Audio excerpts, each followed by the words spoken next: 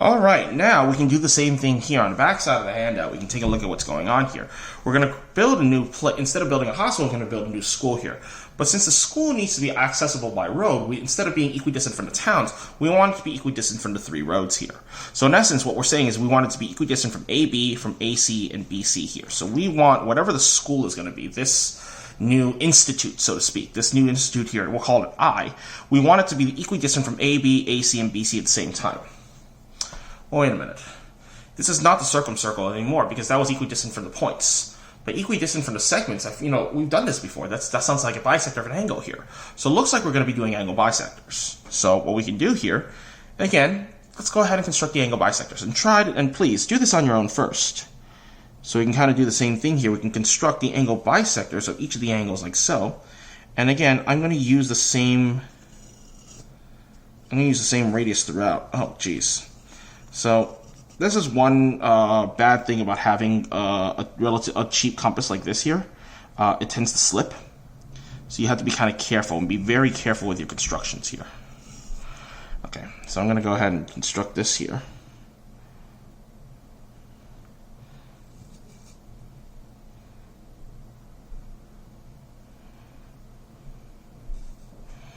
Okay, so that's one.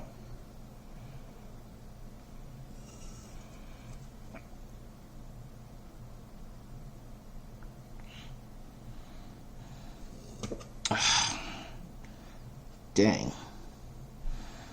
That's 2. And finally,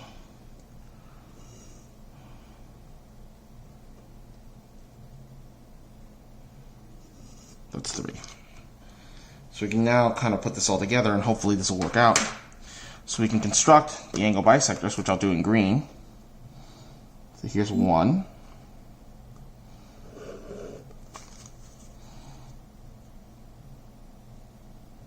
Here's 2. And here's 3. Hey, and yet again, despite my errors here, we managed to get these things going on. And you can see, this is all concurrent yet again. We seem to have a concurrency going on here.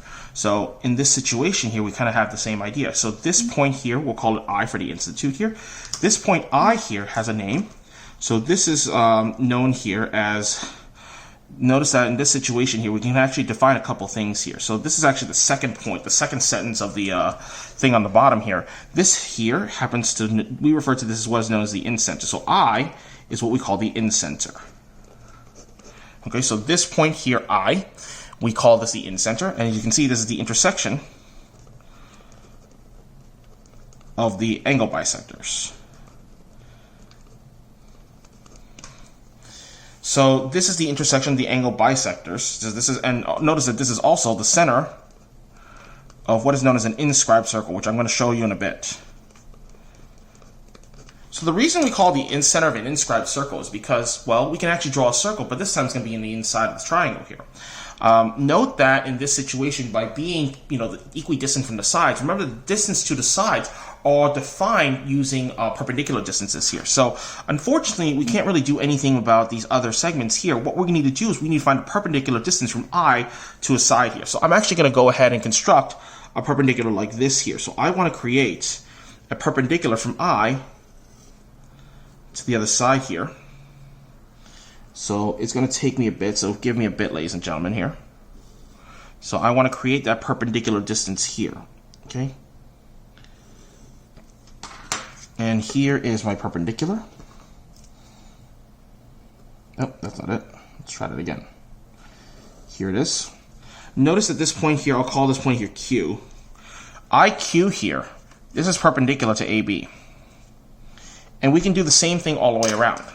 So in theory, IQ, like this, can be, let's see if I do this right here, IQ like this, we can construct a circle. Hold on, let's just, oh, darn. Let's just go ahead and construct this here. Ugh. So in theory, we can go ahead and construct a circle that looks like this here. Ugh. Alright, I'm going to try that again, ladies and gentlemen. I apologize, so let me just go ahead and get rid of that circle. This circle was terrible.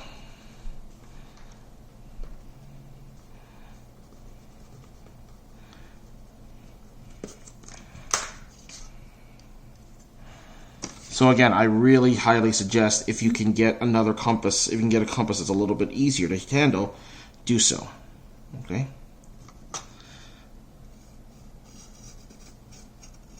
There we are. There we go. Now you can see here the circle's a little imprecise because of the tools and also sort of like the imprecisions with everything here. But note that we can create a circle, as you can see, that fits snugly inside the triangle. It meets all the vertices here, and it works out pretty well. So this here, this circle here, this is known as the in circle. Right? This is the in circle of a triangle. So this is a circle that is inscribed in a triangle. That is, all the sides intersect the circle once. Okay, so you can see that, you know, this ABC here acts as sort of a cage that contains the circle on the inside here. You should be okay with that here. So we end up with this thing that's known as an in circle. We can kind of put this all together here. Okay.